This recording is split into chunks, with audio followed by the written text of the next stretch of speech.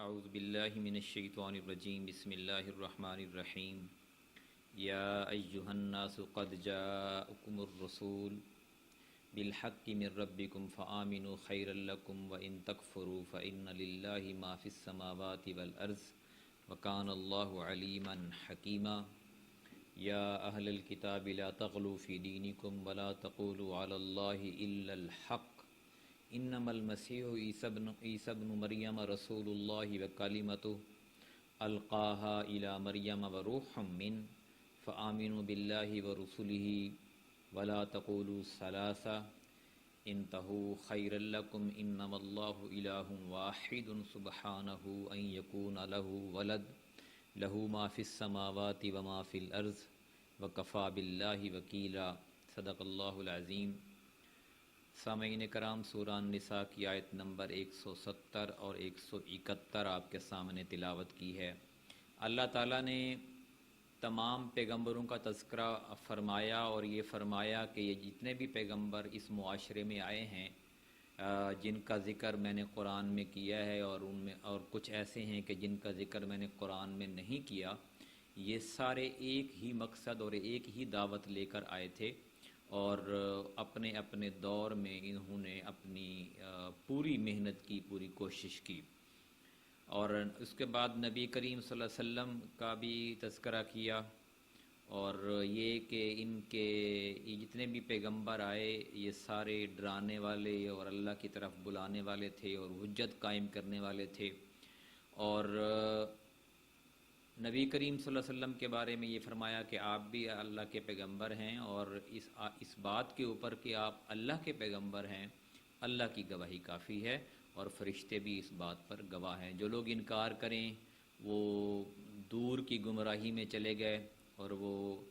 کفر کریں جو اور ظلم کریں تو اللہ تعالیٰ ایسے لوگوں کو نہ ہدایت دیتا ہے اور نہ مغفرت فرماتا ہے۔ آج کی ان دو آیات میں دو سبق ہیں۔ پہلی آیت میں یہ ہے کہ یا ایھا الناس قد جاءکم الرسول بالحق، اے لوگو تمہارے پاس تمہارے رب کی طرف سے ایک برحق پیغمبر آ گیا ہے، من ربکم فآمنوا خیر لکم،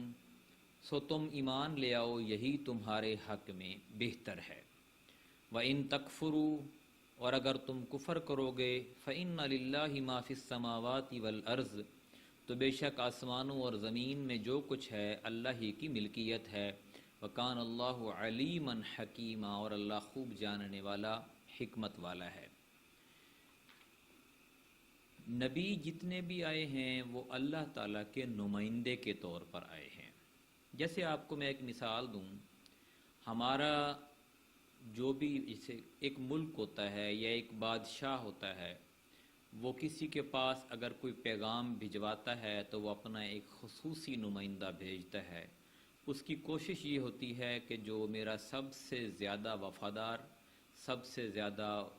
جو ہے بااعتماد بندہ میں بھیجوں تاکہ ایک تو میرا پیغام صحیح پہنچا دے اور دوسرا اس پیغام کو جو اس کی طرف سے بات ہو اس کے وہ بھی واپس میرے تک پہنچائے۔ تو اگر وہ شخص جو پیغام لے کر گیا ہے بادشاہ کا، جس کے پاس یعنی پیغام جس کو پیغام سنانا تھا، وہ اس کے ساتھ کیسا بیہیو کرتا ہے، تو وہ بیہیو اس کا جو اس شخص کے ساتھ ہوتا ہے وہ دراصل بادشاہ کے ساتھ ہوتا ہے، کیونکہ جو سفیر ہوتے ہیں، جو نمائندے ہوتے ہیں، وہ بیسیکلی بادشاہ ہی کا دوسرا روپ ہوتے ہیں۔ تو اگر وہ ان کے ساتھ بدتمیزی کرے گا، ان کے ساتھ مس بیہیو کرے گا تو وہ دراصل بادشاہ کے ساتھ مس بیہیو کرتا ہے۔ اسی طرح اللہ تعالیٰ بادشاہ ہے اس پوری کائنات کا، اور اس پوری کائنات کے بادشاہ نے اپنے چند چیدہ لوگوں کو منتخب کیا ہے اور ان کے اوپر اپنی رحمت تمام کی ہے، ان کو اپنا کلمہ سکھایا ہے، ان کو اپنا علم دیا ہے، علم مختلف نمائندوں کو مختلف دیا ہے، اور اس علم کی بنیاد پر ان کو یہ حکم دیا ہے کہ جو انسان معاشرے میں رہتے ہیں ان کو تم میری طرف بلاؤ اور میرے راستے پہ لے کے آؤ، اور اس دعوت کو پہنچانے میں، پیغام کو پہنچانے میں حق ادا کر دو۔ تو پیغمبروں نے ہر دور میں حق ادا کیا، اور نبی کریم صلی اللہ علیہ وسلم نے بھی حق ادا کیا۔ اب جس شخص نے وقت کے پیغمبر کو جھٹلایا تو دراصل اس نے اللہ کو جھٹلایا، جس نے وقت کے پیغمبر کی توہین کی تو دراصل اس نے اللہ کی توہین کی، کیونکہ اللہ کا بھیجا ہوا جو نمائندہ تھا وہ اس کی جو بھی خدا نخواستہ جو بھی اس کے ساتھ نامناسب رویہ اور سلوک کیا گیا وہ دراصل اللہ کے غضب کو دعوت دینے والی بات تھی۔ جیسے آپ ایک ملک کے سفیر کو قتل نہیں کر سکتے، آپ اس ملک کے سفیر کے ساتھ زیادتی نہیں کر سکتے، جیل نہیں ڈال سکتے، ورنہ جس ملک کا وہ سفیر ہے وہ پوری مشینری حرکت میں آ جائے گی۔ اسی طرح اللہ تعالیٰ کے جتنے بھی پیغمبر آئے ہیں یہ بنیادی طور پر پیغمبر کا مطلب یہ ہوتا ہے کہ پیغام لے کے آنے والے ہیں، تو ان کے ساتھ آپ کا جو رویہ ہے، میرا جو رویہ ہے، پوری انسانیت کا جو رویہ ہے وہ دراصل اللہ کے ساتھ وہی رویہ ہے۔ اس لیے اللہ نے فرمایا کہ اے لوگو، اب یہاں پہ خطاب پوری انسانیت کے ساتھ ہے۔ پہلے یہودیوں کے ساتھ تھا اور قریش مکہ کے ساتھ تھا، مطلب مکہ کے جو مشرکین تھے ان کے ساتھ تھا، ارد گرد کی آبادیوں کے ساتھ تھا۔ اب پوری انسانیت کو اللہ تعالیٰ نے مخاطب کیا اور فرمایا قد جاءکم، اے لوگو تمہارے پاس آ چکا ہے، تمہارے پاس الرسول، ایک پیغمبر، بالحق کی حق کے ساتھ، من ربکم، تمہارے رب کے، اللہ کا پیغام لے کر، حق کا پیغام لے کر تمہارے پاس آ چکا ہے۔ اب تمہاری یہ ذمہ داری ہے کہ تم اس کے اوپر ایمان لے کے آؤ، اس کو مان لو، فآمنو، تمہارے حق میں بہتر ہے کہ تم اس کو مان لو۔ یہ اللہ کے حق میں بہتر نہیں ہے کہ انسان وقت کے پیغمبر کی بات کو مان لے، ساری دنیا نہ مانے اللہ کو کوئی فرق نہیں پڑے گا،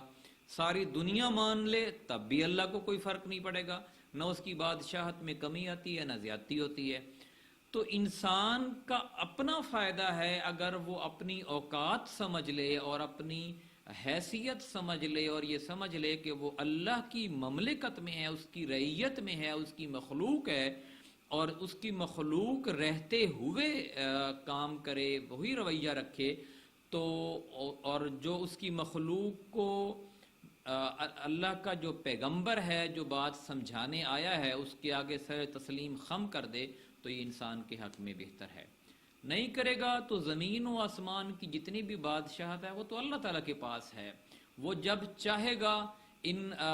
اس بادشاہت کے اندر اس کا جینا بھی محال کر سکتا ہے، لیکن وہ بڑا علم والا اور بڑی حکمت والا ہے، اور وہ وقت آنے پر ہی کسی کو عذاب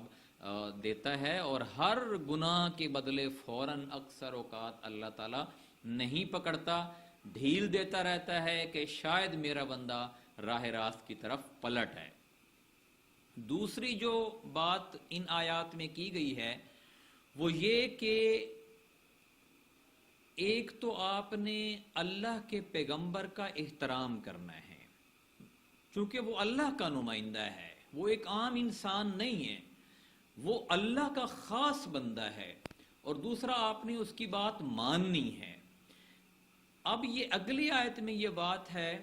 کہ آپ نے میانہ روی اختیار کرنی ہے، عدل و انصاف پر قائم رہنا ہے، غلو نہیں کرنا احترام میں۔ یا جیسے مثال یہاں پہ دی کہ یا اہل الکتابی، اے اہل کتاب،